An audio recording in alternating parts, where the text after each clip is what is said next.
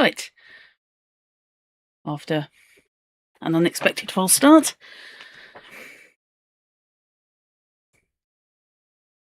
Let's get to it.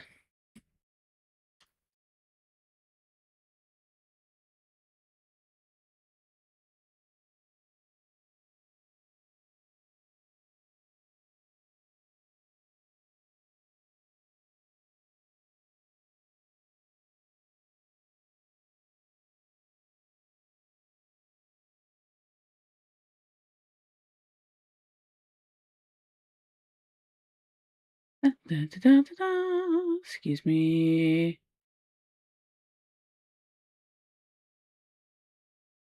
Okay, we have definitely not done those.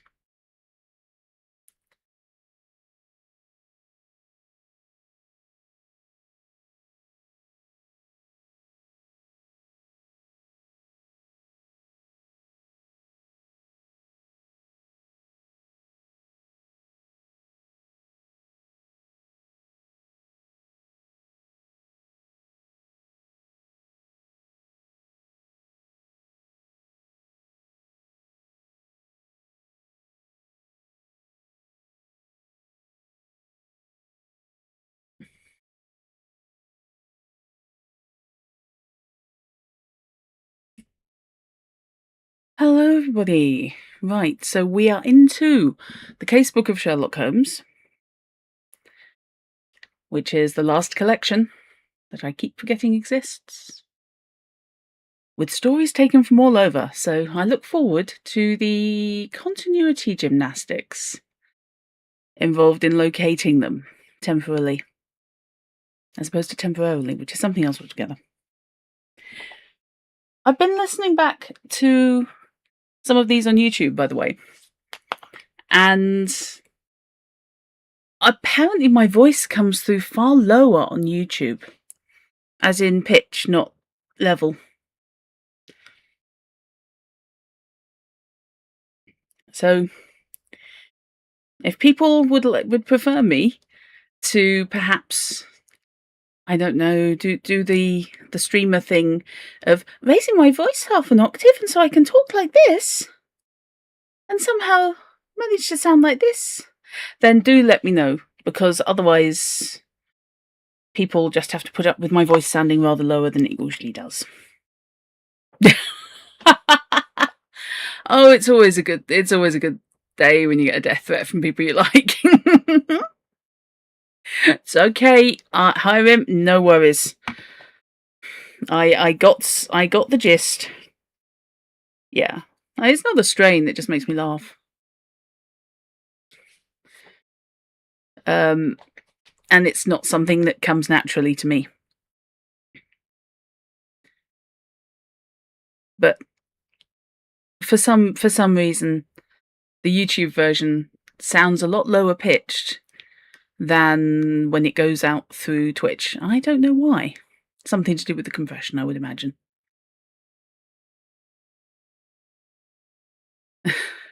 Oh, yeah, makes my ears hurt too. Especially when you couple it with the faux enthusiasm of, oh my god, I've just discovered a pencil! You know, sort of level. Oh my god, you guys, these are the best pencils ever! No, I can't do that. That said, if you make nice pencils, you feel like sponsoring someone who won't sound like that, do let me know. Preface. We arrive at the Casebook of Sherlock Holmes. I remind you of teenage you with your mosquito voice, Hiram. Oh dear, I'm sorry. We arrive at the Casebook of Sherlock Holmes. All these stories were written after World War I, which had a profound impact on Doyle. He lost a number of friends and family members in the war. To be fair, so did everybody. Also, his growing interest in spiritualism and seances made it harder for him to write in the Holmesian mindset.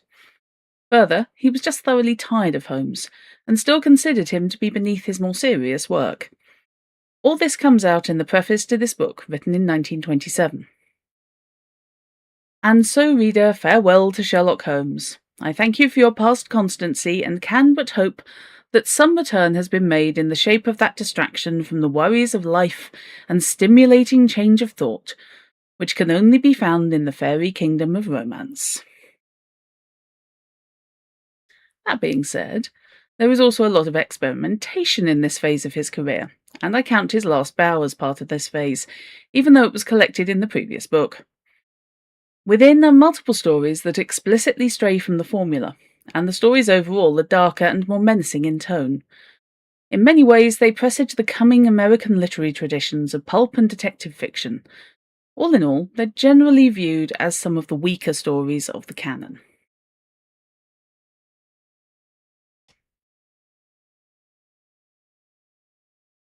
The Adventure of the Mazarin Stone, 1921. Doyle's lack of interest in Holmes and the Holmes formula is extremely clear in the Mazarin Stone.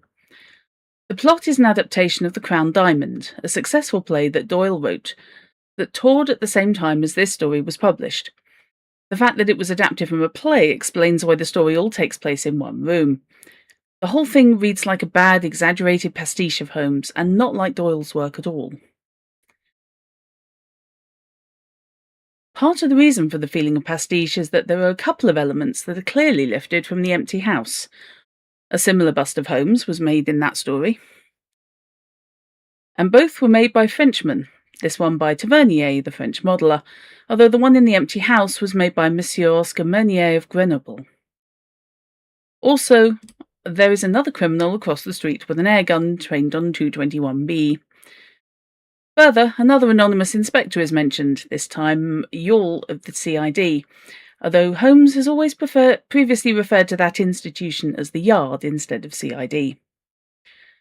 Billy the Page is mentioned, but he's given a greatly exaggerated role and is implied to be much older than previous stories indicated.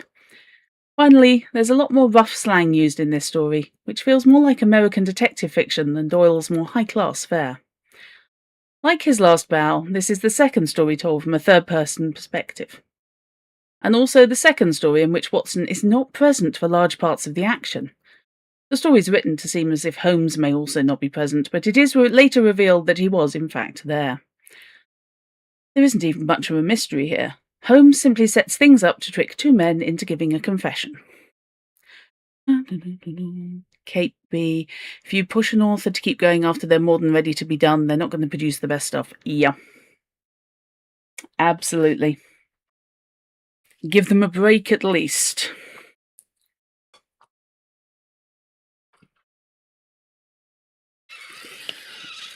Sorry.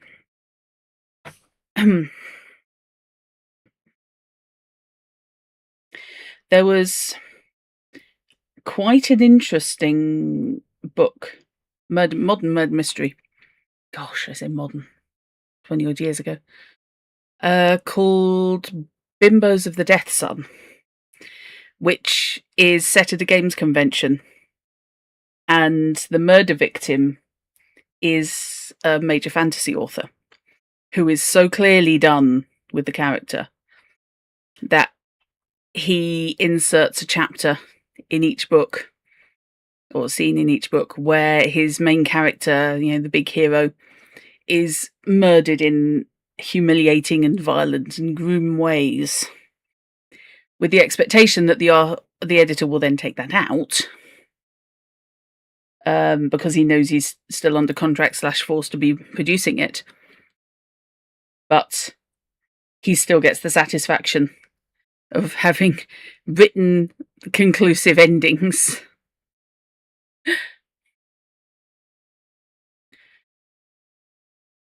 Reminds you of Lara Croft. They killed the character to be free. Yeah, only she keeps coming back. I suppose if different people have different stories to tell about the character, that's cool. If enthusiasm for writing something turns into bitterness and hatred, then I think it's time to step back. There are some Doctor Who stories where I feel that this sort of thing shows up when people couldn't or didn't want to or weren't able to leave. How Holmes is portrayed is also markedly different. He's atypically sarcastic and witty in the story. Certainly, Holmes has been known for his sardonic wit, but here he comes across almost like a comedian, constantly unleashing his wit and pulling jokes on people. However, the story claims that Holmes seldom laughed, even though there are around 300 instances of Holmes laughing in the canon, and certainly that laughter is seen in certain portrayals of Holmes, most notably Jeremy Brett's. Brett had a fantastic barking laugh, which, when I was a teenager, I had a bad habit of emulating.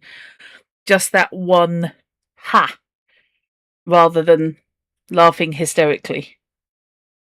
And he was able to pump all that enthusiasm and all that amusement into one or two syllables of it. It was great, and it must have been a pain in the neck for the sound people. Because I've caught myself doing it in audio recordings, and yeah, if anything's going to spike, it's that. Alia, more characters than people realise have been bitten out in a variety of ways because actor or writer are done with them. Yep. I think the trick is giving them a decent out before you get to the point where you want to push them off a cliff. Ideally. Or pushing them off a cliff can be the decent out. See the final problem.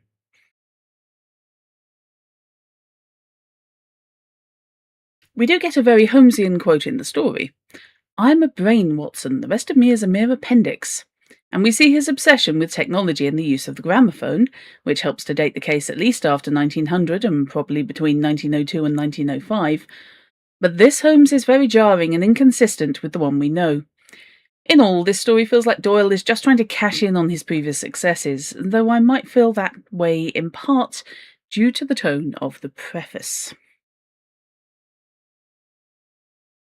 In Big Finish's extremely good revamps of Sapphire and Steel, or continuation of Sapphire and Steel, decade or so back, which I think now are available download. There is one story that always feels wrong. It's not bad per se, but it does feel the characters have been shoehorned in. And that is The Lighthouse, and finding out that that was based on a play written by the same author that wasn't originally a Sapphire and Steel story makes so much more sense. And that's the feeling I always have with the Mazarin Stone. It wasn't really a Holmes story per se. It's just, it is kind of, they've been crowbarred into position in order to fit in this book. The Problem of Thorbridge, 1922. The Problem of Thorbridge is probably most well known for being the story with the first mention of Watson's infamous tin dispatch box. Somewhere in the vaults of the Bank of Cox & Co. at Charing Cross, there is a travel-worn and battered tin dispatch box with my name, John H. Watson, M.D., late Indian Army, painted upon the lid. It is crammed with papers, nearly all of which are records of cases to illustrate the curious problems which Mr. Sherlock Holmes had at various times to examine. True, Watson never actually served in the Indian Army, which is a separate organisation from the British Army that served in India, as Watson served in the Berkshires and the Northumberland Fusiliers. But it presents a fascinating list of non-canonical cases that have inflamed the imagination of pastiche writers for over a century. Yes, KB, I do. It's got some very interesting characters in this. And someone who ostensibly could be a villain and probably should. Morally grey, shall we say. Also, since this is the second time Watson's middle initial is mentioned, I should mention that there has been some speculation about what the H stands for. General consensus seems to circle around Henry, but there's one other theory that I love. Dorothy L. Sayers proposes that it might actually stand for Hamish. Now, it says Scotch, I know it's Scots. a Scots equivalent for James, thus also neatly covering Mrs. Watson's slip of calling Watson James in the twisted lip. Oh yes, if Mrs. Maybe she's supposed to have Scottish kicking around in her ancestry. It appears that I'm not the only one who likes this one, as Hamish is used for Watson in the BBC series Sherlock. So with that introduction, we see that this is a refreshing return to form for Doyle after the miserable Mazarin Stone, and it's one of the stronger stories in the book to boot. In fact, Doyle does some backtracking on his last two stories, having Watson claim that I was either not present or played so small a part that some stories could only be told as by a third person. Holmes displays his particular brand of reverse snobbery with such lines as, "Some of you rich men have to be taught that all the world cannot be bribed into condoning your offences. I want that tattooed on certain people's heads in verse so they can see them every time in the mirror. Okay, inked in Sharpie. Because that's a message, isn't it? Hiram John Hydrogen Watson. KB, Mary Morstan calling Watson by the anglicised version of his middle name just seems very convoluted. Doyle didn't track continuity. Doyle's Scottish, however, and I could sort of see him saddling him with Hamish, but Watson is not Scottish in the slightest. And we've not really had any indication that Mary Morstan, as was Scottish. I don't think even the regiment was a Highland one. Oh, Alia, yep. Parliament. You want that permanently etched into every bunch in Parliament. I'd like that in Parliament. In Congress. Over the doors.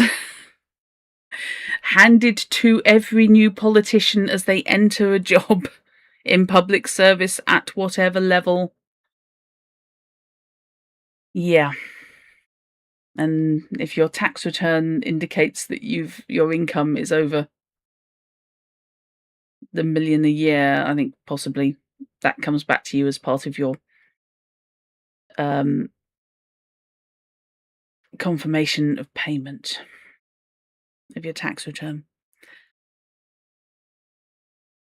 There's a great use of the classic device of the damning clue actually being the salvation of the accused, in this case the revolver in the wardrobe, as well as the device of Holmes talking out his theories with Watson. There's also a fantastic bit of Holmes forgetting social niceties when on a case, as he borrows Watson's revolver, ties it to a rock, lets them both fall into the water, and then asks someone else to get it back for him. There's even a little explanation of why Watson tends to carry a revolver on their cases.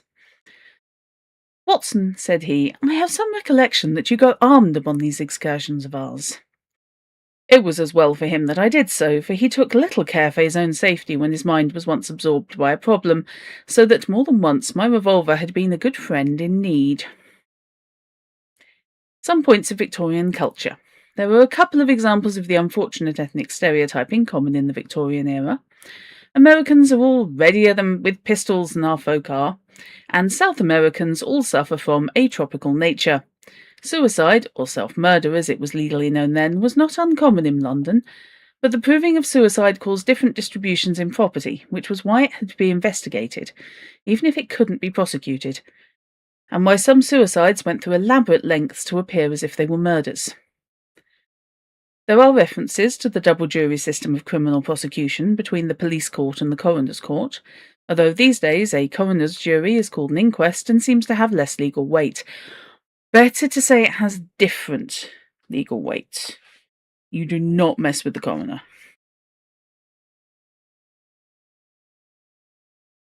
At all.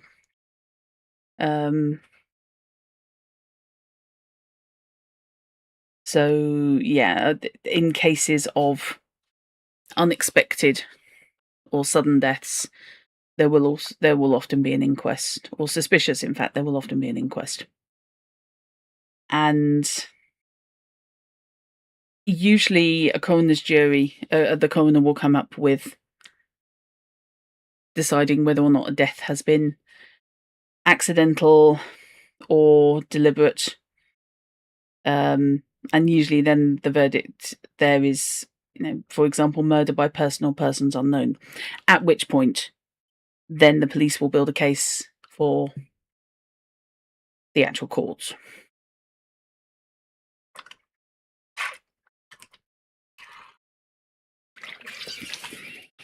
And yes, KB, the American quote is not exactly wrong. Guns, no, do not like being wet. Finally, while I haven't been going into the minute studies of the Sherlockian scholars too much in these essays, there's a great example of it inspired by this story. The reference to a safety catch on Watson's pistol helped Stanton O. Berg, that's O as in middle initial, not O as in O apostrophe, a firearms consultant, to deduce that there is only one pistol that fits the time frame of the story that has a safety catch, the Webley Mark III .380 caliber pocket revolver. So if you want to go with authentically historical Watson, that's apparently what Watson uses. The Adventure of the Creeping Man, 1923. This one always screams Lovecraft to me. The best way to describe this story is to talk about a pastiche first. Bear with me for a bit. In Nicholas Meyer's The 7% Solution, Watson declares in his introductory section that I will speak not here of forgeries by other hands than mine, which include such drivel as the Lion's Mane, the Mazarin Stone, the Creeping Man, and the Three Gables. The fact that other players in the Great Game have latched onto this as a potential explanation of the quality of these stories is telling. The Mazarin Stone has already shown its own failings from top to bottom, so it's hard to refute Meyer's attempt to simply discount those four stories. Although, to be fair, The 7% Solution is probably one of the best Sherlock Holmes pastiches ever written, so it's hard to discount Meyer regardless. I highly recommend it, as well as his other two works, The West End Horror and The Canary Trainer. Yeah, The Creeping Man is a weird one, Kate B. I cannot so easily dismiss this story as Meyer does, however. The flaws in The Creeping Man aren't as visible at the start, but the end puts the story firmly in the realm of science fiction. It reads closer to Robert Louis Stevenson's Dr. Jekyll and Mr. Hyde, or one of Doyle's own Professor Challenger's stories than the Holmes story. However, this story is perhaps the seed that allowed for more fanciful Holmes pastiches involving the supernatural and the fantastic, and there have certainly been a number of anthologies on that topic in recent years, including Gaslight Arcanum, which I reviewed for flamesrising.com. Like many of Doyle's later stories, there is a strong chance that this one is inspired by real events. Let's take a moment to sit with that one. Creeping Man is a Holmes Challenger crossover, Kate B. Now that I would read.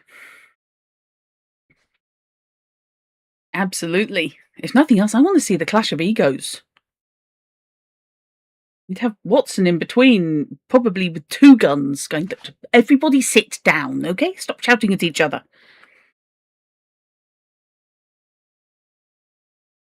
In this case, Sergei Voronov, a Russian-French surgeon who grafted ape testicle tissue into humans under the hypothesis that it rejuvenated the patient. Yep. There's an image. As such, I have to take the stance that Doyle may have considered this story to be scientific, instead of romantic, and that the science presented here is as flawed as phrenology, but still considered to be accurate in the minds of the characters. The amount of discussion attempting to reconcile the facts in this story is immense. For all of Meyer's wishing it were otherwise, the story is canonical, and from a canonical stance there are plenty of trivial details to make it worthwhile. For one, it ties itself well to other stories, between the mention of the tin box from Thorbridge and expounding on a point presented in the Copper Beeches. Holmes also repeats a quote from Thorbridge, "We can but try." Unless it specifically says that's from Thorbridge, I'm just inclined to say that's a really common phrase. We learned that this is one of Holmes's last cases in 1903, and some unkind Sherlockians have intimated that his complete failure in this case may have been the reason for said retirement.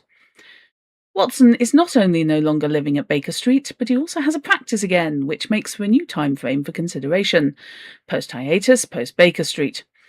We get our first mention of Holmes's post-Watson organisation, which will come up again in upcoming stories. The mysterious Mercer, mentioned in this story, as well as Shinwell, mentioned in The Illustrious Client, and Langdale Pike in The Three Gables. It also contains my favourite telegram from Holmes to Watson. Come at once if convenient. If inconvenient, come all the same. S.H. Which was reused to perfect effect by Stephen Moffat as text messages in the episode A Study in Pink in Sherlock. Actually, yes, I have a lot of issues with Sherlock, but I cannot argue with the text messages there. They were brilliant. Kate B, the era of medicine where people just did stuff. Yep. It's all experimentation, baby. One of the more interesting canonical bits, though, comes when Watson talks about how he had become an institution in the latter part of their friendship. Specifically, Watson's role not only as an ally when the case is active, but also as a foil, someone with which to sound out ideas. At first, this seems like an explanation of the implicit relationship between Holmes and Watson, but it's more subtle than that. Holmes naturally has to explain his mindset as a narrative device, and this allows for a bit of character development simultaneously, turning a narrative necessity into an expansion of the dynamic. More fascinating to me, however, is that I read this story after being told by a programmer friend at work about rubber duck debugging, a method in which a programmer explains his code line by line to a small rubber duck sitting at his desk, which helped him to find flaws in his reasoning. Shut up. I have a bad habit of talking to my computer when I'm running through a story to make sure it makes sense. This idea of thinking out loud isn't new, but it's still just as useful today as it was in the early 20th century. As such, it ends up working on 3 levels: narrative device, exploration of characterization, and reference to an actual method of problem solving.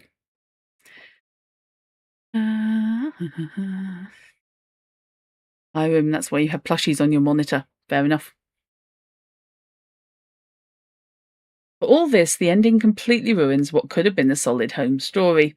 Even attempting to frame it as Victorian science makes it hard to take this story seriously, which is a shame because it could have been so much better if only science really worked that way. You used to talk to your cats. Ah, yes, fish. Now that I can see. That makes a lot of sense. And if nothing else, you can pretend you're getting feedback off them.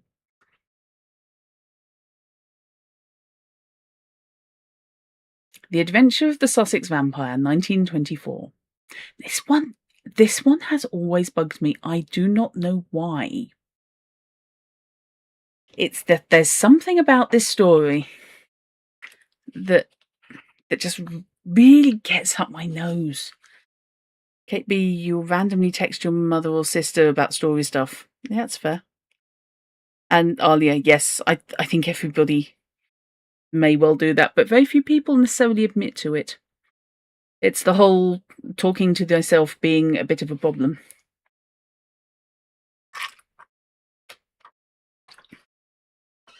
Sorry. The biggest thing this story brings to the canon is one of the most evocative apocryphal case references. Oh boy. Matilda Briggs was not the name of a young woman, Watson, said Holmes in a reminiscent voice. It was a ship which is associated with the giant rat of Sumatra, a story for which the world is not yet prepared. I've seen that referenced in the Doctor Who crossover novel with Holmes. I think they actually put that in there. It was a little alien beastie. This casual reference by Holmes has probably spawned more pastiches than any other. The Spider-Woman and In Pursuit of Algiers, both Basil Rathbone and Nigel Bruce movies, contain references to it, And novels such as The Holmes Dracula File by Fred Saberhagen, The Giant Rat of Sumatra by Rick Boyer, and Sherlock Holmes and the Giant Rat of Sumatra by Alan Veneman address the case directly, just to name a few. The idea is even extended outside of Holmes to properties such as The Hardy Boys and Doctor Who. Oh boy, yeah. And speaking of Dracula, the reference to vampires in this story have led to a couple of pastiches involving the most famous vampire in literature, including the previously mentioned Saberhagen novel. As well as Sherlock Holmes vs. Dracula, The Adventure of the Sangaree Count, written by Lauren D. Esselman.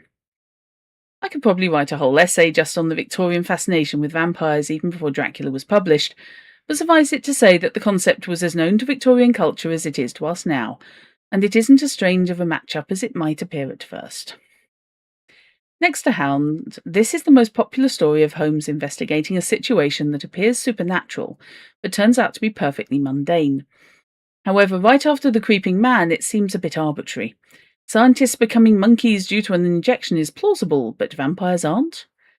Regardless of the context, though, one of the most iconic quotes of Holmes's attitude towards the supernatural is in this story. You've read that pastiche, Kate B, and it was strange. This agency stands flat-footed upon the ground, and there it must remain. The world is big enough for us. No ghosts need apply. As usual with the better stories in the canon, there are lots of good bits about Holmes and Watson here. There's a nice nod to the Gloria Scott here. In The Creeping Man, Holmes mentioned how the study of dogs can give an indication of the household that owns it, and here we see a perfect example of that idea in practice. We learn that while Holmes is meticulous in collecting information, he rarely gives credit to the source he got it from. Watson played rugby for Blackheath, which was an amateur rugby club founded in 1858. Oh, I can see Watson as a rugby player. You like this one, though the ending isn't quite what you'd hope for. I don't know, there's something about... I don't know, it's fairly realistic, weirdly. Because some people are awful. But there's just something about the relationships in the family that just makes me want to punch a kitten. It's just, I feel these people largely deserve each other. To be brutally honest, I'd have loved to see the wife actually take the baby and leave. I think she's better off without any of them. But that's just my point of view. Holmes admits that while he prefers to not form theories without data, he is still prone to it sometimes. Finally, a reference to the dry chuckle, which was his nearest approach to a laugh, shows how inconsistently Holmes's laughter is portrayed in the canon, cross-reference with his laughter in The Mazarin Stone. Again, in such an uneven volume, this stands out as a pure and classic Holmes tale. Holmes's stance on the supernatural is consistent with that in The Hand of the Baskervilles. It's surprising that this is such a pragmatic case, as Doyle was quite firmly in the grip of spiritualism at this point, but it's good despite, or perhaps because of, Doyle's beliefs. Kate B, it can't be a coincidence that the older kid is called Jack. Could be.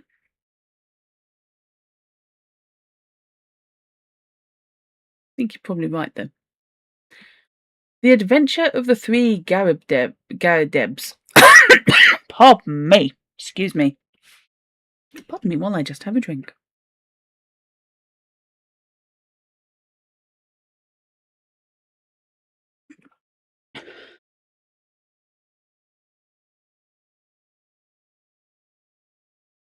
This one I feel so sorry for the victim. I really do.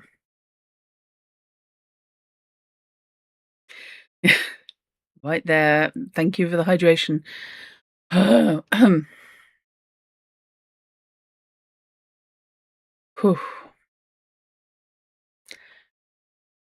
This isn't one of the worst stories in the collection, but it isn't very original. The plot is very similar to The Red-Headed League and The Stockbroker's Clerk, taking an unusual aspect of an innocent man and using it to find an elaborate method to get them out of the way. It has a couple of interesting points, such as being the first use of a telephone and telephone directory in the canon, and the interesting emphasis that Holmes places on the danger of counterfeiting. The counterfeiter stands in a class by himself as a public danger. Oh dear, did Doyle get done for passing a duff note or something? There's also the infamous and fleeting reference to Holmes refusing a knighthood, although he accepted a Legion of Honour from the French president in the Golden Pince-Nez. This seems less concerned with Holmes's own personality, as it is Conan Doyle's, who felt positively forced into accepting a knighthood from Edward the Seventh at around the same time. Can't get my Edwards right. There is one scene that makes this story worth reading, when Watson is shot during the course of the story. Holmes's reaction is wonderful and consistent with the devil's foot. "You're not hurt, Watson. For God's sake, say you're not hurt." It was worth a wound. It was worth many wounds to know the depth of loyalty and love which lay behind that cold mask. The clear, hard eyes were dimmed for a moment, and the firm lips were shaking. For that one and only time I caught a glimpse of a great heart as well as of a great brain. All my years of humble but single-minded service culminated in that moment of revelation. Of course, this isn't the one and only time, but it is a great sentiment nonetheless.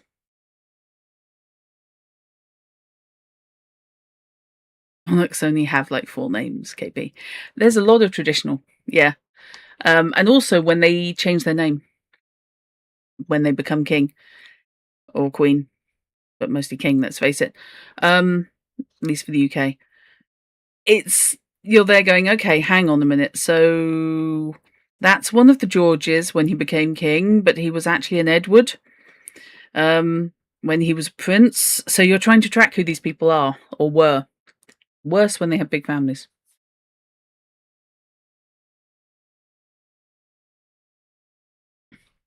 That's why there was a lot of anticipation that King Charles would take a different name, or use one of his middle names when he became king, because Charles, of course, was not a well-fated name, at least for the first one. You can never remember which one was Bertie. I know. I have a feeling that was George V. But I could be wrong. If it is, though, that's... Hang on. Oh, God, now my brain has melted on me. Excuse me, I am going to actually look this up and check, because I can never remember.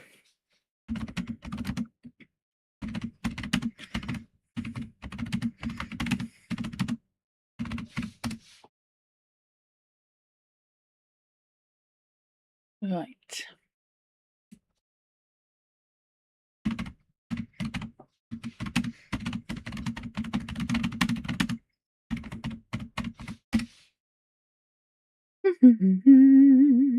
Oh, George VI. Oh, that's embarrassing. Yes, George VI was born Albert, called Bertie by the Royals. And fun and indeed useless fact, my grandmother worked as a maid at Royal Lodge, Windsor before the Second World War. And she used to have to take the king his toast in the morning.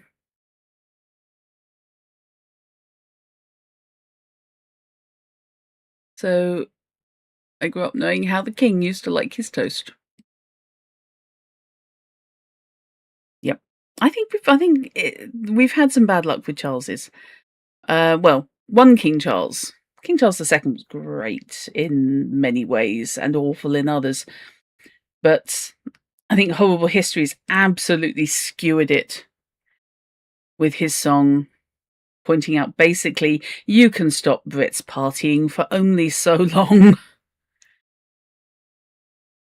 There is a reason, there are many reasons, let's face it, that Oliver Cromwell was decapitated post-mortem, and his head has never been rejoined with his body because his head sat on Traitor's Gate for a long, long time. Nobody liked him. Did Charles II not have legitimate kids? So after he came back, there was still a succession issue. Yeah, I don't think he cared, though. Charles II. Charles II was basically knocking off everybody. He didn't have any legitimate children with his wife, Catherine of Braganza, but he officially recognised 13 to 14 illegitimate children, ensuring many received noble titles, prominent marriages, and royal wealth. I can kind of respect that, actually. Not the shagging around, but the recognition of the children so that they, they weren't left impoverished. Because, yeah, he really was quite enthusiastic with so many people. Was he hadn't? Yes. Charles II was therefore succeeded by James II. Which it wasn't really a crisis per se. However, James II, if I recall correctly, it was, of course, James VII of Scotland, if you want to get picky over it. And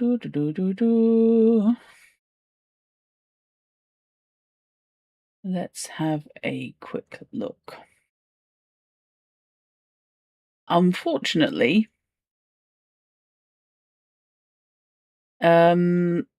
James lost the throne to William of Orange, and from there, all sorts of bad happened. So the inheritance was not necessarily in doubt because it was a legitimate claim to the throne, because he was the cousin of the king. But what happened afterwards was not good. No, it's all right. He did take care of the family. That's better than many would do. Yeah. No, KB, it's absolutely no problem. You are not derailing. It's me derailing, if anything. But I am quite pleased that Bertie was George VI. I don't know why. I guess you hear stories and stuff, and you kind of get attached to them as being people. Also, a fun piece of pub quiz trivia. There's a book about the Royal Lodge, Windsor, which has on the cover a painting of the then princesses Elizabeth and Margaret playing in, I'm going to say the doll's house, but the doll's house wasn't a doll's house per se. It was a big, big place. Set up as a playhouse, basically. And rather than get the princesses to model, to pose for the portraits, two of the younger female staff were asked to pose instead. And one of them was my grandmother. They got a couple of the younger maids to pose for the artist, and then he painted their faces because they were about the right build.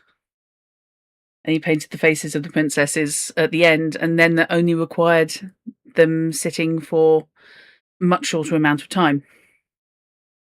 So the painting on the cover of that book up to the neck is basically, one of them is my gran, is my nana. Or was my nana. They couldn't get reference photos of the princesses really quick.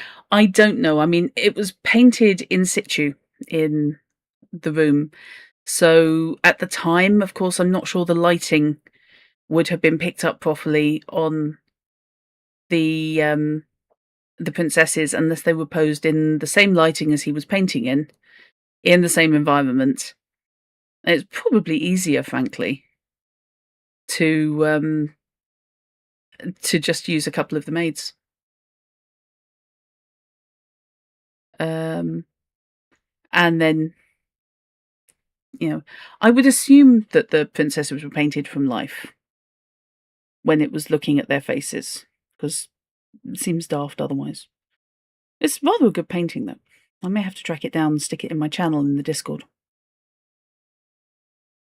But unfortunately, we had a copy of the book, and I'm not quite sure where it went. I think between a couple of relatives dying, it kind of got bounced back and forth. Suppose you're spoiled having a phone you use more as a camera than anything else. Yeah. Photos were a big deal. They were more common than they have been. But, yeah, they were still a bit of a faff. And not necessarily the highest grade. And I'm not sure how common colour was at the time. I know that there were colour processes from the 1800s, but I'm not sure how ubiquitous colour film was.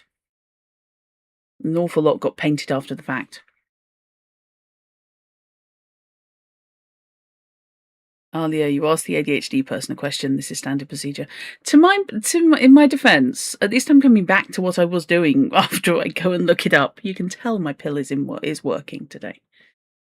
Or is working, anyway. The Adventure of the Illustrious Client.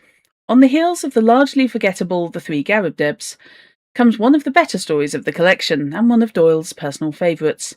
This is actually a great story for information about the changes in the relationship between Holmes and Watson in the 20th century. Specifically, they are older, and this is probably the reason why they both like Turkish baths, which was also mentioned in Lady Frances Carfax. This is another case that is post-hiatus, post-Baker Street. Watson is again no longer living with Holmes, having his own rooms on Queen Anne Street. Watson is also still a doctor at this stage, as at one point he mentions having pressing professional business. Holmes mentions his new assistant, Shimwell Johnson, who has started working with him at the turn of the century, which implies that Watson moved out of Baker Street at some point before the turn of the century. We learn that Watson is nearly as well known at the Yard as Holmes. Watson even admits to editing Holmes. Then he told the story, which I would repeat in this way. His hard, dry statement needs some little editing to soften it into the terms of real life. There are some interesting parallels to past stories, however. Not a complete retread like the previous case, but nice notes and elements seen again. There are mentions of Moriarty and Moran, and we learn that Moran is still alive at this point and presumably still in jail. Holmes's expertise with the stick keeps him in good stead again. Like the Six Napoleons, Holmes manipulates the press for his own ends. There's yet another woman in the canon named Violet, this time Violet de Merville. There's a reference to Simpsons, more specifically Simpsons in the Strand, a popular London restaurant referenced not only a few times in the canon, but by other writers such as E.M. Forster and P.G. Wodehouse. You gotta wonder if they were doing it as an early influencer thing. So I'll put you in the book. Free dinner? Put you in the book? And Holmes's sexism comes forth. Women's hearts and minds are insoluble puzzles to the male. Murder might be condoned or explained, and yet some smaller offence might rankle. Don't see that as being sexism, I see that as being perfectly reasonable. Sort of. Joke. However, his perspective on women is more complex than it was previously. Women of the de Merville type do not act like that. She would love him the more as a disfigured martyr. Exactly, Kate B. I will not read the end of that comment because, yes, it's a spoiler, and he's probably going to mention it anyway. But yes, indeed, it is the one with Kitty de Winter. Not Kitty de Winter, sorry, I'm crossing over the Three Musketeers and Holmes now. Kitty Winter needs her own novel series. Yes, I liked Kitty Winter. Kitty Winter and Shimwell Johnson worked so well together.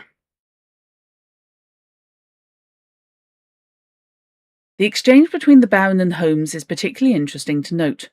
It's similar in civility as the one between Moriarty and Holmes in The Final Problem. The gentleman criminal and the gentleman detective is in full display here. But it doesn't quite have the depths of mental chess that Moriarty's exchange had. This might be due to the place in our collective culture that Moriarty has, but I feel that the Baron is an adequate foil for Holmes, even if he's not the most notorious. The Baron is just such an arrogant bastard. He really is. I think that's the big difference between him and Moriarty. With Holmes and Moriarty, there was respect. You know, they were obviously out to take each other down, but there was mutual respect.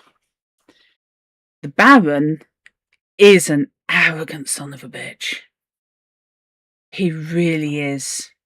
and considers that Holmes is very much beneath him. It's also a bit unusual that the Baron claims that his personality has caused a post-hypnotic influence. Granted, it's indicative of the 1920s fascination with hypnotism, but otherwise it's an odd note. On a side note, there were a couple of other cultural references, such as narc being a term for informing to the police even this far back in time. Attack by acid wasn't uncommon. It was a crime officially called vitriol throwing, which also happened in the Blue Carbuncle. The reference to card playing as an analogy for bluffing is also a nice insight into the Victorian mind. Not a colour card there, Mr. Holmes. Nothing but the smallest of the small. A colour card is what we'd call a face card now. Jack, Queen, King, and sometimes an ace. The most intriguing part of the story for me, though, is the continuation of the conflict between Holmes and Watson in regards to Watson's ability to lie. In The Dying Detective, Holmes held back his true medical condition because he felt Watson wouldn't be able to convince people otherwise. This time, Holmes is asking Watson to exaggerate the nature of his injuries. Has Watson become a better liar in the intervening years? You don't need hips and hypnotism, KB. Some folks will believe anything. It's far easier to convince people of something that they want to be convinced of. Confirming someone's bias will always give a really strong result that it is incredibly hard to crack them out of. This is why, in this story, although it's a really good story, Violet de Merville, I really want to shake hard enough to rattle her teeth. Honestly, I can totally understand Kitty Winter losing her absolute rag at her. Because she is just so certain.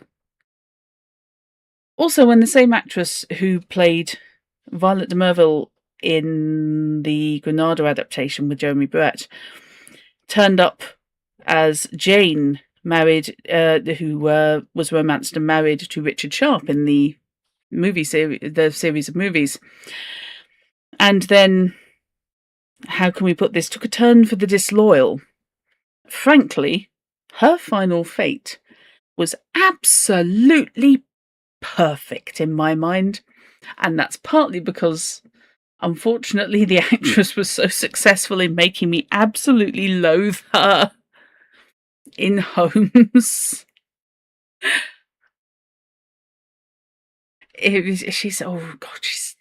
She's apparently she's nice, and I've seen her in other things, and she can play decent human beings. But my God, you want sanctimonious in that era. You went for her, because yeesh. She absolutely nailed the holier than thou. And I consider that a pure compliment to the actress. It's always interesting when they produce that visceral a reaction. However, as Watson points out, there was a curious secretive streak in the man which led to many dramatic effects, but left even his closest friend guessing as to what his exact plans might be. He pushed to an extreme the axiom that the only safe plotter was he who plotted alone. I was nearer him than anyone else, and yet I was always conscious of the gap between. Kate B. The Baron's like, all my exes are crazy and no one thinks maybe he drove them to that point. Yes, what was the common denominator of all your insane ex-girlfriends? And wives. I always felt that the Vincent Price character from the original House on Haunted Hill was maybe loosely based on the Baron from this, only less reprehensible. Because he goes through, I think it's at least 3 wives before the film starts. As is evidenced in the conversation with his current wife, where they point out that they've been trying to kill each other for the last however many months or years. Watson crams on knowledge of Chinese pottery in order to carry out a task for Holmes. This is not the inquisitive, confused Watson of the early canon. He simply does as he's asked. But sadly, Holmes's observation of Watson's inability to lie turns out to be accurate. He bumbles the conversation with the Baron. Only slightly. Finally, there's the speculation on the identity of the titular illustrious client. There are a number of theories about this, but it's generally assumed to be King Edward, the same person implied as the client in the beryl coronet when he was the Prince of Wales. Maybe it's because you're down bad for Vincent Price, but you can't really blame his character in The House on Haunted Hill. No, I am inclined to be charitable towards the character, if only because the wife is so utterly reprehensible. But they're a good match. They are a good match for each other. But yes, KB, I completely agree with that. I absolutely love that film. And even if he did have a hand in the demise of his previous wives, I honestly can't blame him at all for what he does in the film. I cannot hold that against him at all. I feel they ought to be tried separately, let's put it that way.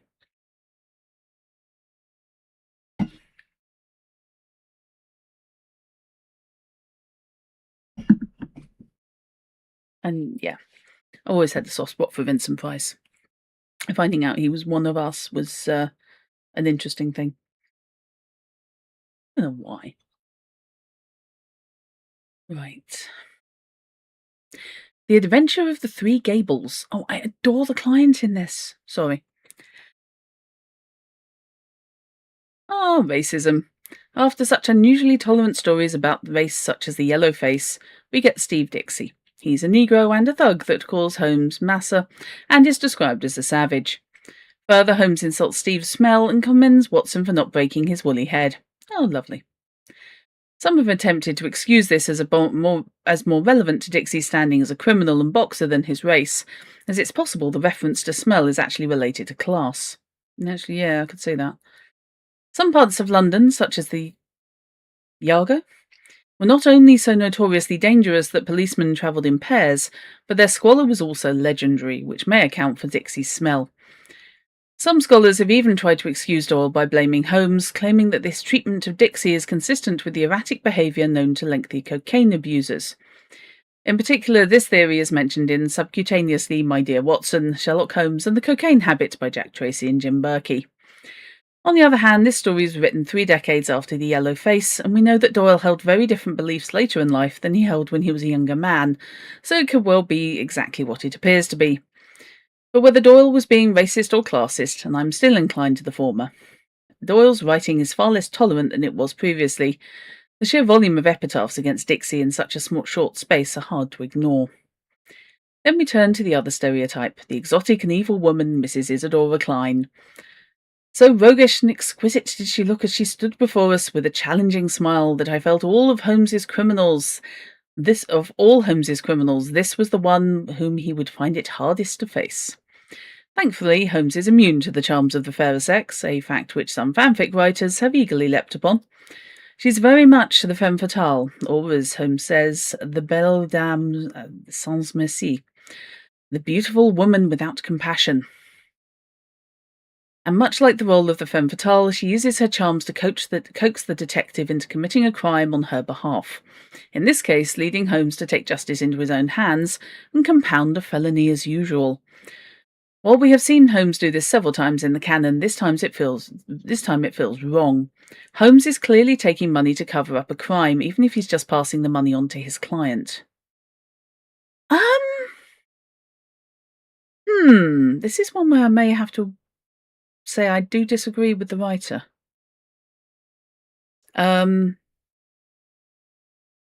Because I'm trying to remember if the check is made out to him.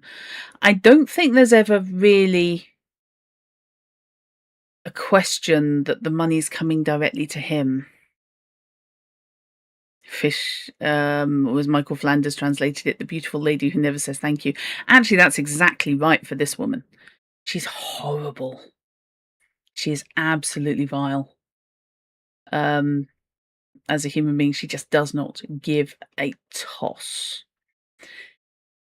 You know, an ideal situation would be her linking up with the Baron and then just letting them eat each other in a corner, in my humble opinion. They're both two of the most punchable villains in the canon.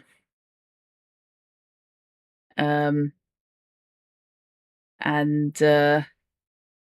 although justice is never going to be entirely served, because this is another example of the rich being able to wrangle their way out of almost anything just by opening the wallet / purse / checkbook.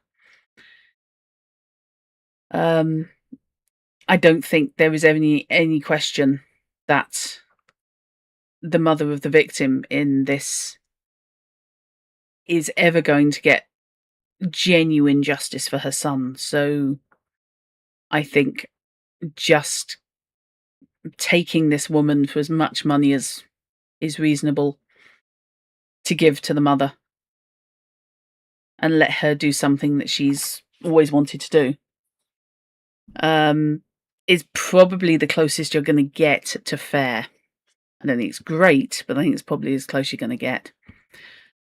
You believe it was in the same section where he claimed that Donald Swan tried to come home from America with 120 pounds of excess baggage. In the end, he had to leave her behind. Ouch!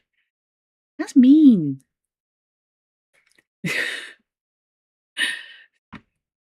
That is mean. Though I do like Flanders and Swan. They definitely have their moments. Very early example of disability rep, of course.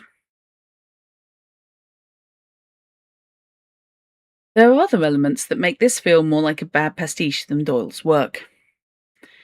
There is the usual Scotland Yard detective, and yet he's never given a name. Holmes makes a number of mistakes in the story. Why does Holmes tell his client to have her lawyer stay with her? And why does she ignore this advice? He later admits he should have had Watson stay. Why didn't he? And for all the stories in which Holmes is shown to be absorbed by the problems of these crimes, here he says, surely no man would take up my profession if it were not that danger attracts him, which sounds much more like Watson's motivation than Holmes. Yeah,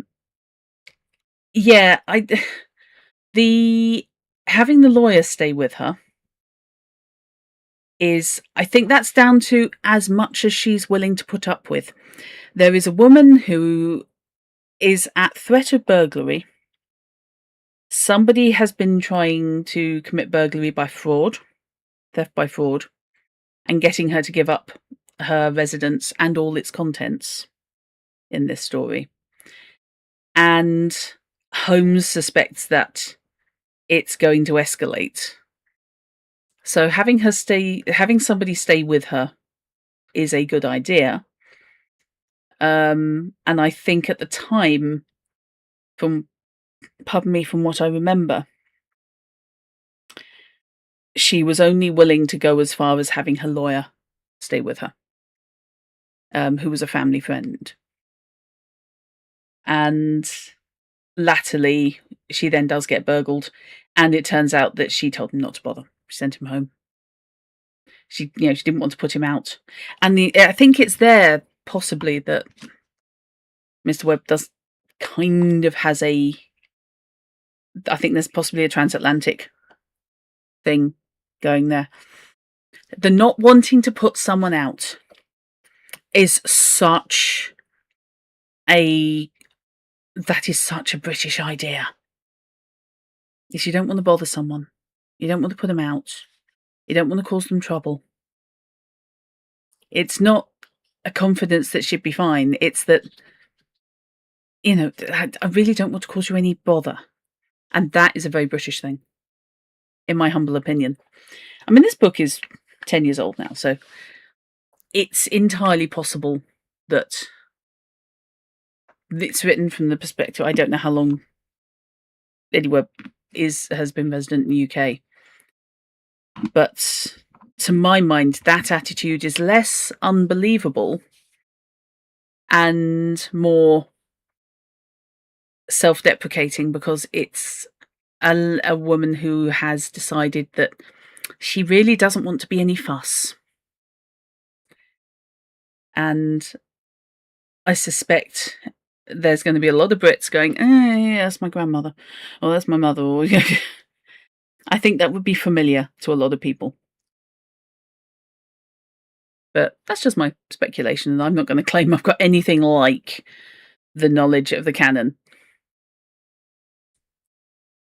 Alia, thing is, in modern life, it's a lot more subtle. You might not notice if you're not paying attention. Exactly.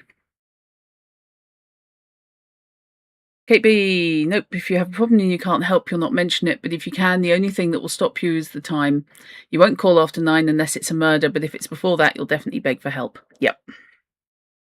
I think basically the lawyer was supposed to come and stay over. I think he came over and she had him for dinner. Or she obviously gave him dinner. I don't mean she ate him. And then felt so silly, felt so daft about causing him so much trouble. She sent him home. Or called and cancelled. I think she sent him home. I would need to reread. Oh, the horror.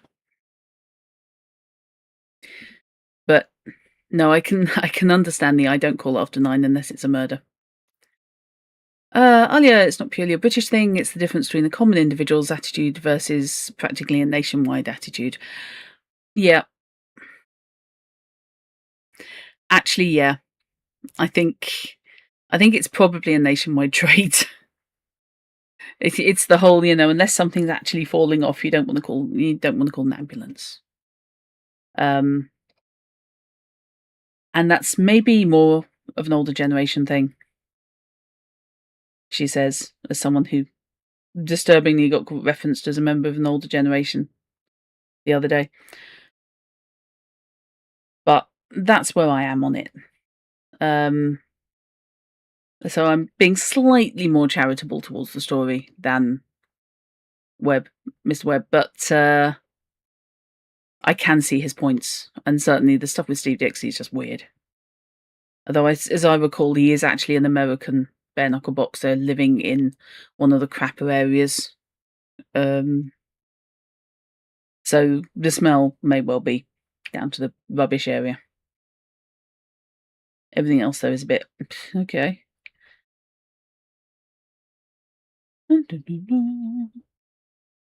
For all the stories... Okay, no, I've done that one, sorry. Whee, that went wrong. Sorry, my mouse just had an absolute moment on me. And zipped down about 6 pages. Even the introduction of the tantalising Langdale Pike into Holmes's organisation, the human book of reference upon all matters of social scandal, does little to salvage this weak story. It feels like a hard-boiled American detective story forcibly injected into a Holmes mould, and this time Doyle does a terrible Raymond Chandler impression. I could see that working as a proper noir. Now I kind of want to rewrite it. Yeah, I may have to do pastiche of a pastiche. Okay, that's fine.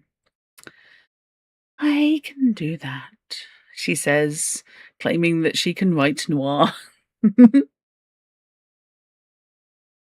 The Adventure of the Blanched Soldier, 1926. The Blanched Soldier is one of 2 stories written from the perspective of Holmes. As a result, it contains a number of surprising insight into Holmes's innermost thoughts, particularly how he sees Watson, who by this point in January 1903 has married again. And that's 2 stories in this book, by the way, because we have at least one more, another couple, in fact, in the previous books. If you have to rewrite the picture of Dorian Gray to make Lord Harry a vampire, I need to do Noir Holmes. You need to listen to the Confessions of Dorian Gray from Big Finish, because, woo boy howdy, his other half's a vampire. And it's not Lord Harry. Although, bizarrely, what I've mostly seen the actor in is things like The Royals, where he plays the comedy version of Prince William. But yeah, I will drop you the link actually to the Big Finish Dorian Gray stuff. because it's absolutely fantastic. And there are 2 or 3, I think, 3 stories ranging from sort of 10 minutes up to half an hour, including a fantastic one that was done during lockdown, recorded on the guy's phone, um, at, over a Skype call, basically. Oh, thank you, Fish, so much. Thank you. That is extremely useful of you. Much appreciated. Yeah, Alexander Vlahos plays Dorian Gray. And, oh boy.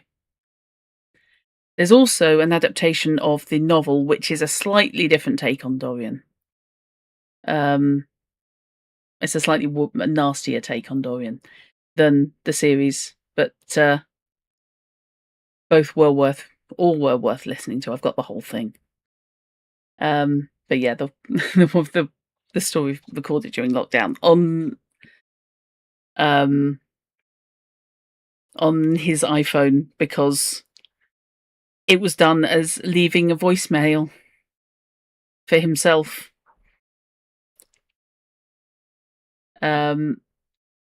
Because he wasn't sure what was going on, so he decided to record what was going on, and he did it via a phone call to his own answering service. Hence, you could get away with a slightly shonky recording quality, because, of course, during the height of lockdown, no bugger was going anywhere. There were 4 freebies. Thank you, Fish. Much appreciate. Yeah, anyone who's interested in that, I would say definitely go check them out. May develop a new obsession with with an interpretation of a historical character. Where are we? For example, in the first sentence, Holmes takes a swing at Watson. The ideas of my friend Watson, though limited, are exceedingly pertinacious. Later, he comes to admit he may have been wrong in some of his previous criticisms of Watson. Perhaps I have rather invited this persecution, since I have often had occasion to point out to him how superficial are his own accounts, and to accuse him of pandering to popular taste instead of confining himself rigidly to facts and figures. Try it yourself, Holmes, he has retorted, and I'm compelled to admit that, having taken my pen in my hand, I do begin to realise that the matter must be presented in such a way as may interest the reader. Later, Holmes continues to speak highly, and yet backhandedly, about Watson. Speaking of my old friend and biographer, I would take this opportunity to remark that, if I burden myself with a companion in my various little inquiries, it is not done out of sentiment or caprice, but it is that Watson has some remarkable characteristics of his own, to which, in his modesty, he has given small attention, amid his exaggerated estimates of my own performances.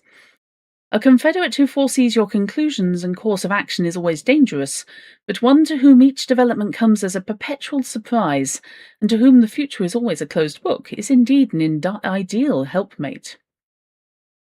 Near the end, Holmes has a surprisingly tender moment. And here it is that I miss my Watson. By cunning questions and ejaculations of wonder, he could elevate my simple art, which is but systematized common sense, into a prodigy. KB, you can make educational stuff interesting and compelling, but it takes a ton of work and effort. Yes. Yep. This is why popular science books, when written by people who actually know what they're doing, are gems. Dr. Hannah Fry, for example, absolutely brilliant at it. Knows exactly what she's doing, is really, really good, not only at communicating the science and the history of whatever she's dealing with, but also making you feel like you're not an idiot because you don't know it already. And that can be a trick. See, the US shows Wishbone for literature and the short-lived Square One for mathematics. That's fair enough. Yep. Over here, I would add Horrible Histories. um, which is slightly after my time, so I was a little bit old for it, but I know an awful lot of people got their kids into history with the books, and then the series is just legendary. Um, it also, of course, led to various film projects and the series Ghosts, which did get at least one remake. Kate B, the cop show parody Mathnet is why the Fibonacci sequence is engraved in your bones. Alia, Horrible Histories is amazing for that. Got you caught up on British history through the show. Yep. Stupid Deaths is just one that will stick, an element that will stick with me, and I absolutely love it. There's also a guy on YouTube, a scientist and venture capitalist, who does a series, lots of different series on various historical or scientific happenings, but he has one thread which is scientifically interesting ways to die, which is quite fun. Obviously not for the people who died, but interesting. Bish. Oh yeah, absolute Infinite Monkey Cage. If you're able to catch up with that on Radio 4, the Infinite Monkey Cage is excellent. And has an absolutely cracking theme tune because it was done by Eric Idle.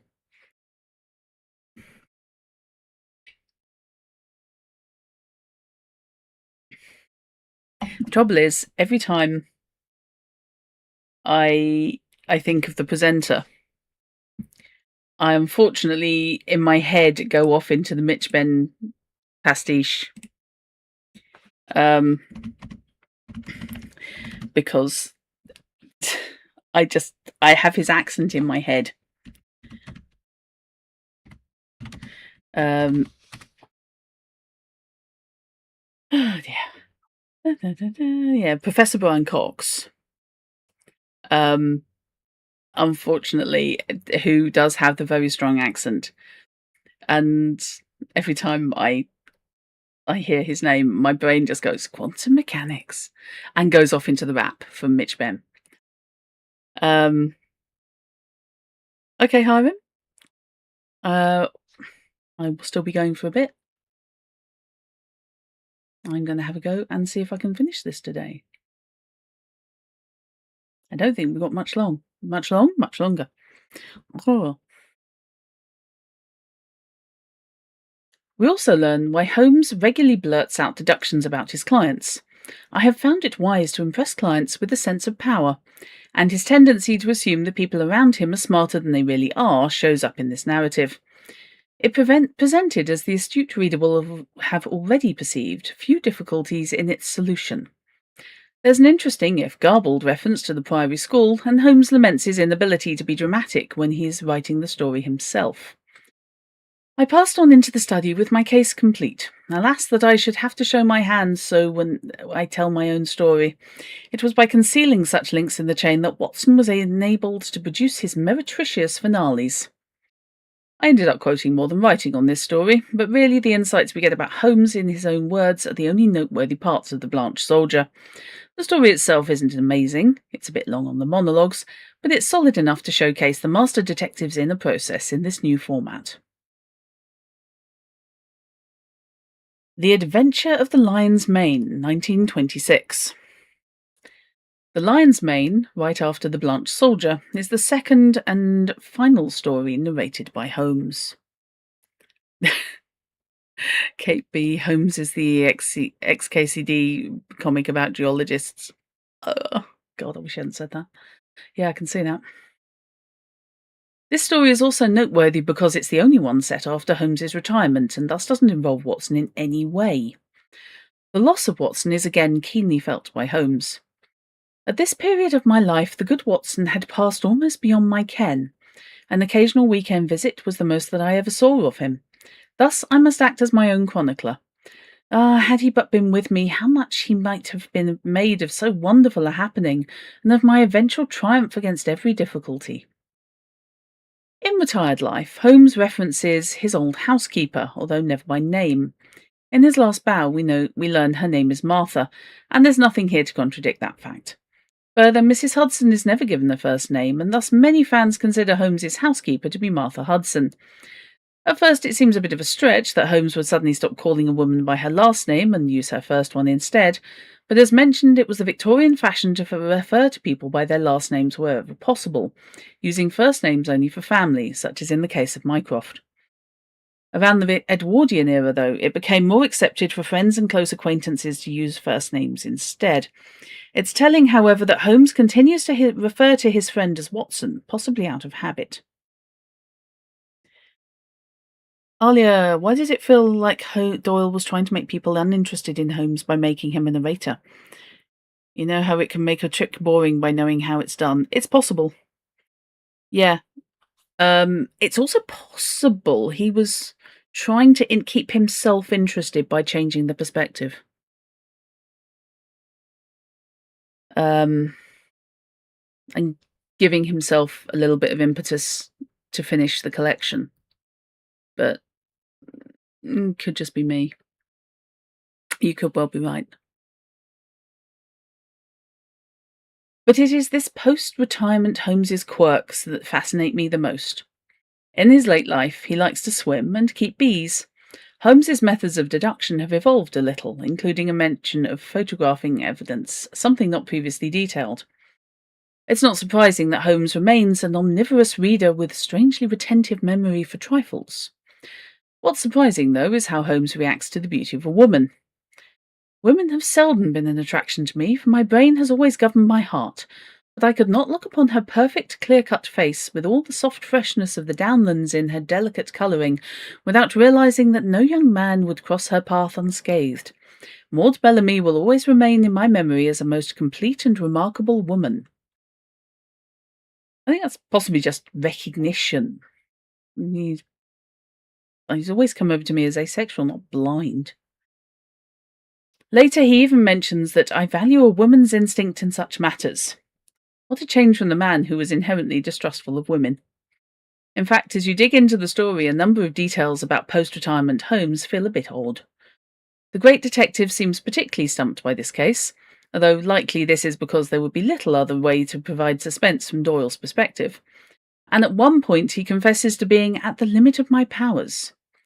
More specifically, Holmes admits to being culpably slow about whether the victim had been swimming or not, when a simple examination of the body to determine if it was wet would have sufficed. I suppose it depends how long he'd been out. Possibly. Kate B, it's because she's pretty. I mean, at least Eileen Adler actually fooled him. Alia, sounds like how your brain sees people who are conventionally attractive. Basically, yep, can see why. Yep. Yeah, I mean, there are any number of people who, for example, can look at, the Henry Cavills, any number of straight fellas who can look at the Henry Cavills of this world and go, you know what, I'm not, but I can understand the appeal. That kind of thing. It's the whole, oh yeah, you're going to be a menace, aren't you? Do you have a trail of boyfriends around after you or girlfriends? And he's always admitted, and Watson's always written, that he recognises romance and entanglements as excellent motivations. Infatuation being one of that category.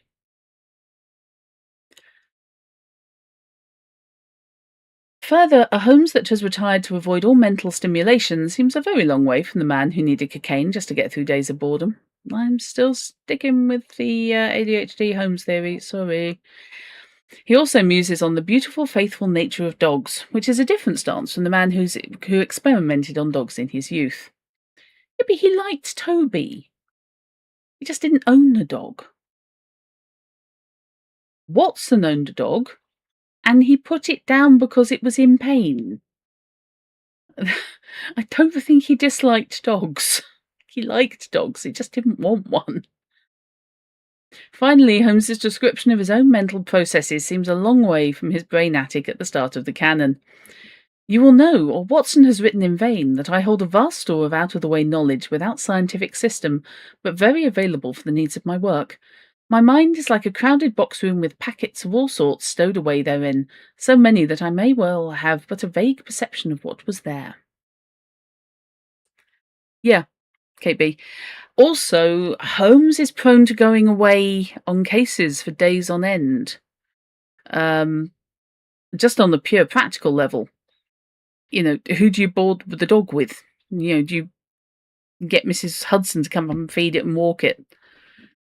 Looks like lots of space, and that's hard to come by in London. The parks do fulfill a large chunk of that. We do have a lot of green space in London because of the public parks. But yeah, it is still extremely crowded.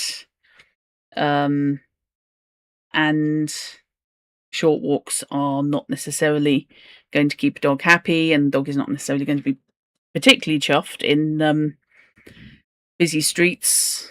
You can't take them in most places. You leave a dog tied up outside, you're more likely to have it nicked. It's an added level of complication. And depending on where you are in London, it can be hard to get to said parks. Yeah, exactly, Alia. Central London, pretty good. Outside the square mile. But yeah, access is always a thing. So no, I'm not quite sure why he thinks that Holmes doesn't like dogs, because like I said, he always got on well with Toby. I say always, he got on well with Toby. And Toby, more importantly, got on well with him. Dogs as judge of character seem to be pretty good. Kate B. Radar, your sister's dog would love to run free, but aside from a dog park or remote boarding kennel, a boarding place, she's limited to leashed excursions. Yeah. I remain solidly of the opinion that unless you are somewhere designed for dogs to be off the lead, your dog should be on the lead. So many people let their dogs loose and they don't have recall. That's something that absolutely burns my toast. It really, really does. Because you can do the whole, oh, my dog's friendly, when they run up to someone else's animal. Not guaranteeing that animal's friendly. You could be looking at a reactive dog on the lead that is not going to appreciate your loose animal running up to them. Also, if you're around anything like horses, you absolutely need to keep your animal on the lead. Your dog definitely needs to be under control. So yeah, best left until you're in a nice, secure place where you can let them run free and there is an expectation of it. But that's just me. Also, if your dog is in any way reactive, muzzle please in public. You're not friendly, you don't want your dog running up to me. No, that's fair.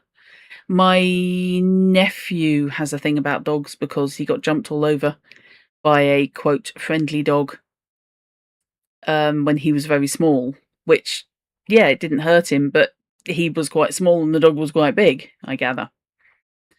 And that stuck with him. The extent that he's still not happy about dogs. Period. Even a decade later. But yeah, there's so many people who have the whole, yeah, my dog's really friendly and that's all that counts. You'll happily meet and make friends, but you don't tell word to strangers of any sort. Reasonable. I am very similar. The other day, Fish described me when I was younger as a feral cat. Don't make any sudden movements. Don't catch me by surprise. And that's probably, I've mellowed over the years, but yeah, that's pretty much where I am.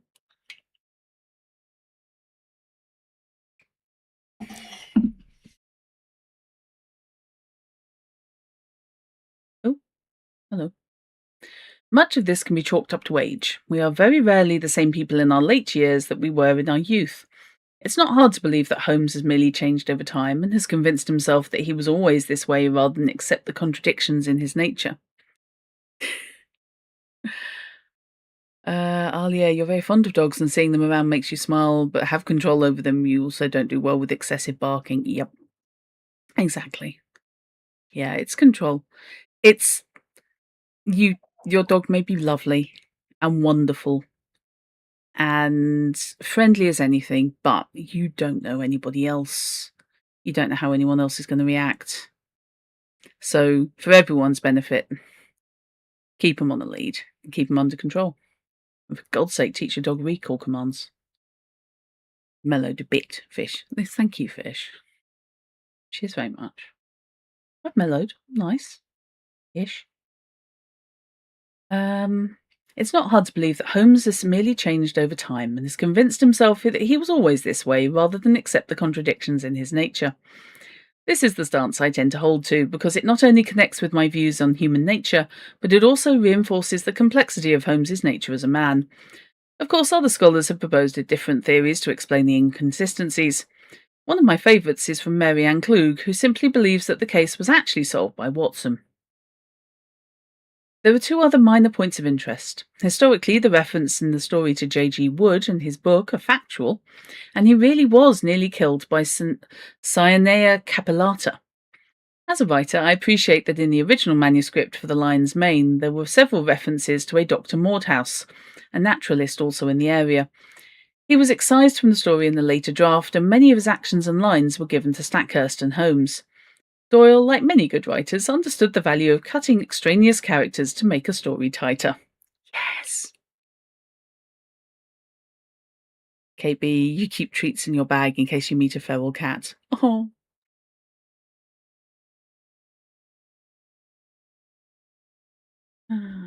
What we got? Oh, okay. I may have to update Windows because my mouse has just gone wee. The Adventure of the Retired Colourman, 1926. After two stories told from Holmes's perspective, we're back to a first-person story told by Watson. The classic formula is fully on display in this story, and there are some great moments between the two friends. For example, Watson's sent off as an understudy to collect evidence, an act that is retold later for good effect. It not only helps pacing, but also allows Holmes to comment on Watts's efforts. Watson starts to explain what he's found. Right in the middle of them, a little island of ancient culture and comfort, lies this old home, surrounded by a high sun-baked wall, mottled with lit lichens and topped with moss. The sort of wall— "Cut out the poetry, Watson," said Holmes severely. "I note that it was a high brick wall." Okay, the US has been quite good at making sure dogs are under control, but they're much less strict with cats, and you just want kitties away from the streets. So with cars, sorry, and you just want kitties away from the streets and cars. I'm much less strict with cats. I was right first time. Yeah. Yeah, cats come under a different set of rules to dogs here. It's basically a dog is deemed to be your possession and you need to be in control of it. And the cat is deemed to be an independent entity, which is why people really ought to keep them indoors and away from wildlife. Because they can be murderous little bastards. Love cats. Can be little bastards. Holmes again chides Watson for missing details, like he did in The Solitary Cyclist, but at least this time he's more moderate and often praises Watson's observations, if not his deductions. "No one else would have done better, some possibly not so well, but clearly you have missed some vital points." We see Holmes lamenting his relationship with the Yard and how they send incurables to him, his preferences for city life and the horrors of a country inn, quite at odds with his eventual retirement, and the fact that he's considered burglary as an alternative profession. He remarks on Watson's ability to sway women and the fact that there's a telephone in Baker Street, previously mentioned in The Illustrious Client and The Three Garibdebs. We also learn of a supposed rival to Holmes, Barker in Surrey, that we haven't heard of before or since. Is there a new patio somewhere? Many scholars have tried to link him to other characters in the canon, most notably the detective in coloured glasses noticed by Watson in The Empty House. Historically, there's a reference to Watson's old school number. In boarding schools, each pupil was given an identification number which is kept throughout the student's career at that school. There's also a passing mention of Broadmoor, which was a prison specifically for criminal lunatics and is now a psychiatric hospital. Specifically, Broadmoor is the biggest secure psychiatric unit in the country. So it tends to be the more severe cases and long-term treatment. Fish, cats come under a different set of rules, end of sentence. Yeah, pretty much. One thing that irritates me is that I've seen multiple references in my research to that the story is set in 1898, but I can't find anything in my version of the text that explicitly says so. Baring Gould seems to confirm it, though, so I'm not inclined to argue the point. However, this again brings up one of the irritations of Holmes' scholarship. There are 3 different official versions of the text. The version published in the Strand magazine, the version eventually compiled into the British publications, and the version that was edited for the American publications. For casual reading, the differences are largely negligible, but as you dive more and more into the study of Holmes and try to reconcile or even just track facts time and again, you will run into some flavour of, oh, that was mentioned in some other version of the text. Some days I feel like studying the different translations of the Bible would be easier. The Adventure of the Veiled Lodger, 1927. This is the shortest of the stories, so there's not a lot to say. It's not a mystery at all. Not in the it was a pretty simple problem sense, but in the Holmes and Watson do nothing but listen to other people sense. Holmes does nothing because there's nothing to do. Granted, there are some cool bits. I love the return to vague references that imply a world outside the stories, as when Watson talks about the attempts to destroy his papers. I enjoy Holmes's blatant sarcasm as he says, Mrs. Merrilow does not object to tobacco, Watson, if you wish to indulge your filthy habits. They had student ID numbers. I remember they introduced those the second year of uni. Previously, they used social security numbers, which is bad info security these days. I got to use the same number when he came back a couple of years to do graduate work, and you can really tell as yours has started with 000. Nah. I never had a number at school, but I never went to boarding school. But no, I can see that being useful.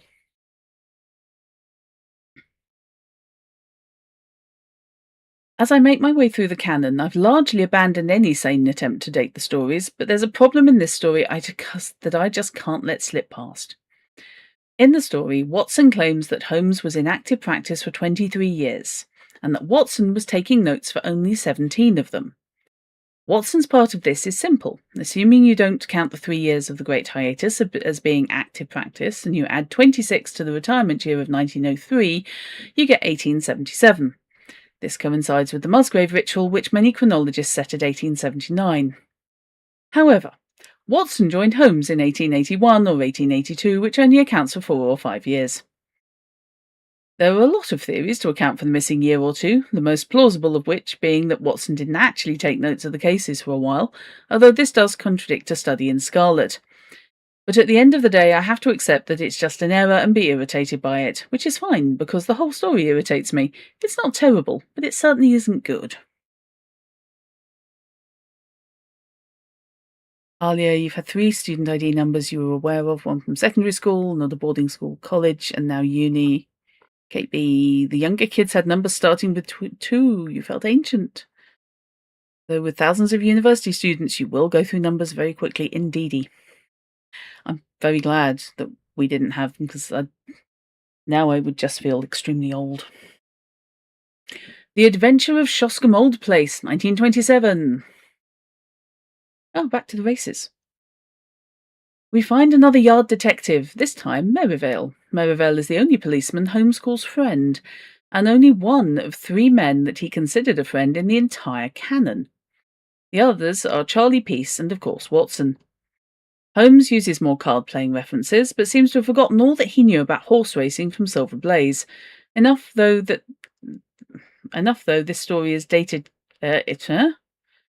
Oh, I don't know who transferred this to the ebook, but what? Even though this story is dated after that one, roughly around 1902. We finally get confirmation of Watson's gambling habit, which previously had only been alluded to. By the way, Watson, you know something of racing.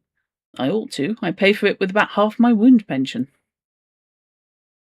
We see Holmes observing dogs, praising microscopes, and waxing poetic about fishing, and we get another reference to Queer Street. The previous one was in the second stain. He does not, however, take the law into his own hands and seems positively against the idea, claiming, "It was my duty to bring the facts to light, and there I must leave it. As to the morality or decency of your conduct, it is not for me to express an opinion." You've certainly expressed an opinion on such things before, Holmes. Perhaps even more unusual, Watson becomes surprisingly snobbish. His reluctance to accept Sir Robert as a murderer is at odds with not only his previous comments about Sir Robert nearly murdering someone, but also at odds with the line of upper-class villains he'd encountered previously, including Moriarty. There are a couple of references to Jews in this story, but it's Victorian slang for moneylender. And thus we end this tour of the canonical Sherlock Holmes on an awkward note of casual racism. I've got. It was a contemporary edit, so it's an update by Doyle at the time, and they did just sub out the term Jews for moneylenders because there's no point. The best stories. 60 stories, 9 books. That's a lot of reading to get through, and it's a very small portion of the ink spilled over Sherlock Holmes outside of Doyle. So which ones are the best? Doyle himself selected that he thought were the best what he thought were the best of his short stories in an essay for Strand magazine. He picked 12 stories and ordered them from most to least favourite. In a later revision of the list, he added 7 more for a total of 19. KB, optical character recognition can really mess things up. You read a book paper in library school that kept talking about hooks because the programme had misread books. Ew. Yeah, I'm assuming a lot of these errors are down to OCR. Number 1, the Speckled Band. 2, the Red-Headed League. 3, the Dancing Men. 4, The Final Problem. 5, A Scandal in Bohemia. 6, The Empty House. 7, The 5 Orange Pips. 8, The Second Stain. 9, The Devil's Foot. 10, The Priory School. 11, The Musgrave Ritual. 12, The Reigate Squires. 13, Silver Blaze. 14, The Bruce Partington Plans. 15, The Crooked Man. 16, The Man with the Twisted Lip. 17, The Greek Interpreter. 18, The Resident Patient. And 19, The Naval Treaty. As for me, I disagree with some Doyle choices. I have my own list of favourites. Of the novels, the best is far and away The Hound of the Baskervilles. There's a reason why it's the book most people know of when they think of Holmes, and why the Deerstalker hat's so well known, even if it only shows up in this book and 1 or 2 other places. Of the short stories, I've narrowed it down to my top 10, and let me tell you, that was an agonising process. You actually disagree it was casual racism. It's an association, yes, but is it actually racist? Racism is undeserved, while this has evidence behind it. Yeah, no, I can see what you mean. It's it's slang. It's slang of the time. And I can see that grating in a modern head. I can see it grating in a head not that, 20 years after it was written. To you, it's more like calling all vacuum cleaners Hoovers. Yeah. Yeah. When you limit an entire class of people to what occupations they're allowed to pursue legally, I can kind of understand why they then become synonymous with that profession. It's, the limit should never have happened in the first place. So the restriction was racist. However, the usage of the term, yeah, at the time I can see it.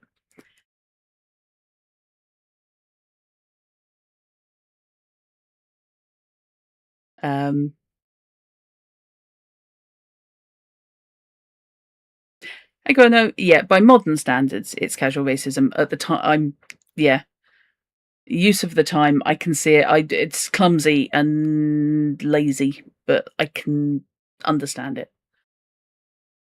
I think there's a reason it got amended fairly swiftly thereafter. Fisher not arguing that the conditions leading up to it weren't bad. Absolutely. No, absolutely. The original problem was the restriction of only being allowed to work as a moneylender if you were Jewish in Britain.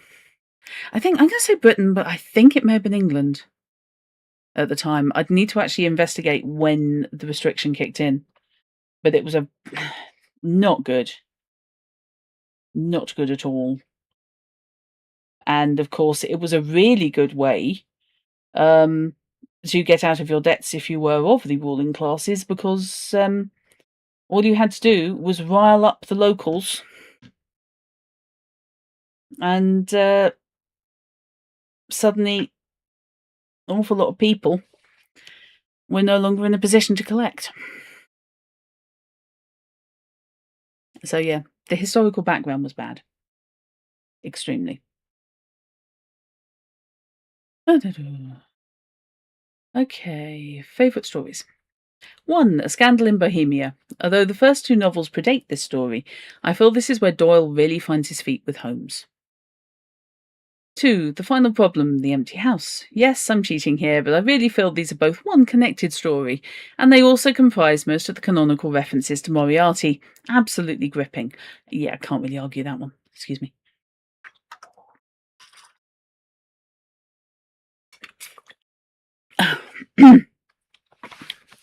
Sorry.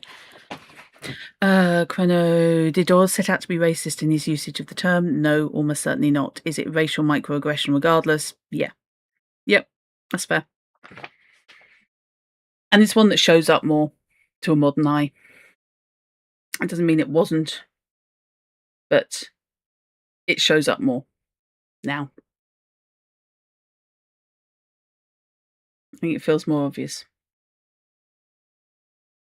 The Blue Carbuncle. The first place where I deviate from Doyle, but for purely personal reasons. This story is such a part of my childhood that I can't possibly be rational about it. The Red-Headed League. Doyle uses this plot a few times throughout the canon, but the first time is, to me, the best. The Musgrave Ritual. The actual ritual is used in various Sherlockian societies, and it's very likely the seed for the cliché of the butler did it. And the butler got his. Sorry. Charles Augustus Milverton. The other place where I disagree with Doyle.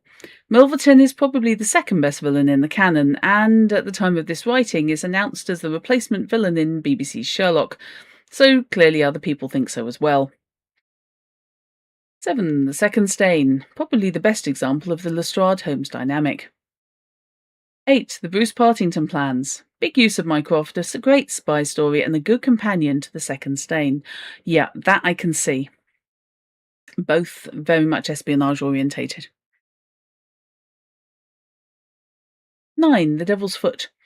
The story isn't as good as it could be, but the powerful exploration of the friendship between Holmes and Watson is just amazing. 10. Silver Blaze. I had a tough time between this and the 5 Orange Pips, but the tracking scene and some of the dialogue just manages to put this into the top 10 for me. Was The Butler Did It really that late? That's one I'd have to investigate. But I think it's got to be near the start of that. It's got to be close to. Chronology of the cases. Oh boy, batter up. Time and again I have mentioned the problems and difficulties in trying to date the cases in the chronological order. I have personally given up trying to reconcile the chronology, but this has not stopped others from attempting it. To offer some insight into this problem, I present 2 of the more widely accepted chronologies. William S. Baring-Gould's from an annotated Sherlock Holmes, and Leslie Klinger's from the new annotated Sherlock Holmes. I also have one from Mike Ashley from the new Sherlock Holmes Adventures, an anthology of short story pastiches. Since I'm partial to Klinger's timeline, I present that one as the primary timeline and note the opinions of Baring Gould, WBG, and Mike Ashley, MA, with each story. Early Holmes. The Gloria Scott, 1874. WBG's. You know what? I am going to just read these straight and not with the alternatives, because there's a lot of stories here.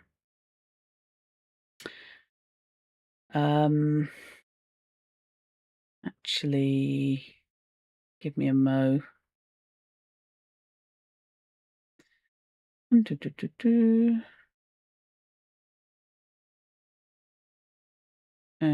Okay.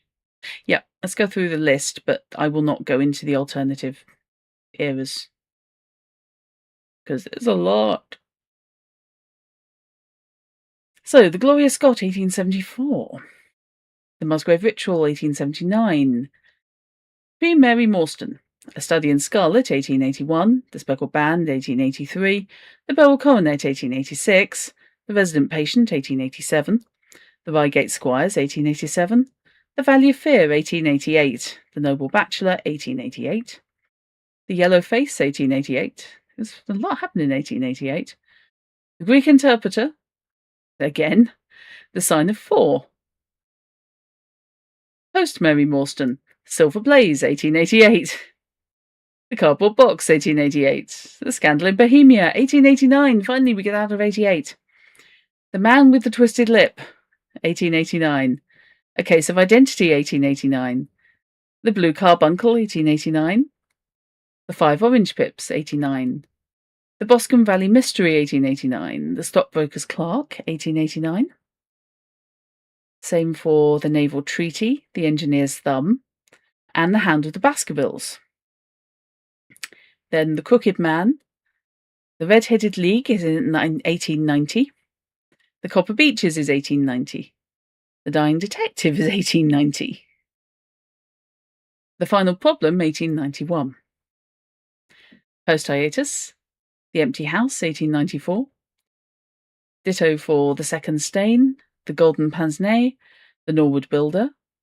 1895 for Wisteria Lodge, The Three Students, The Solitary Cyclist, and Black Peter, and the Bruce Partington Plans.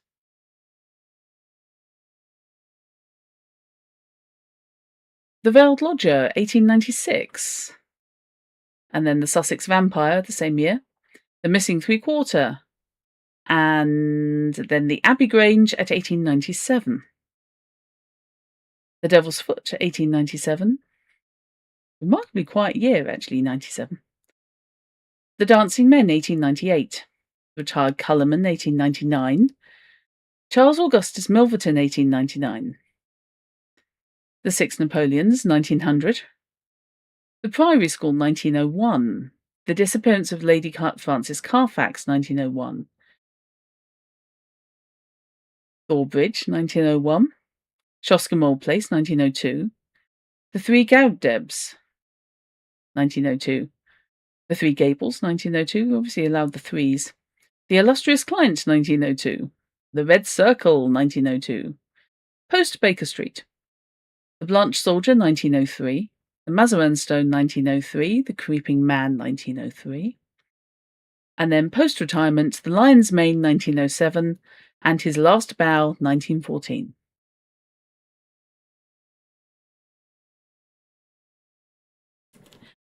And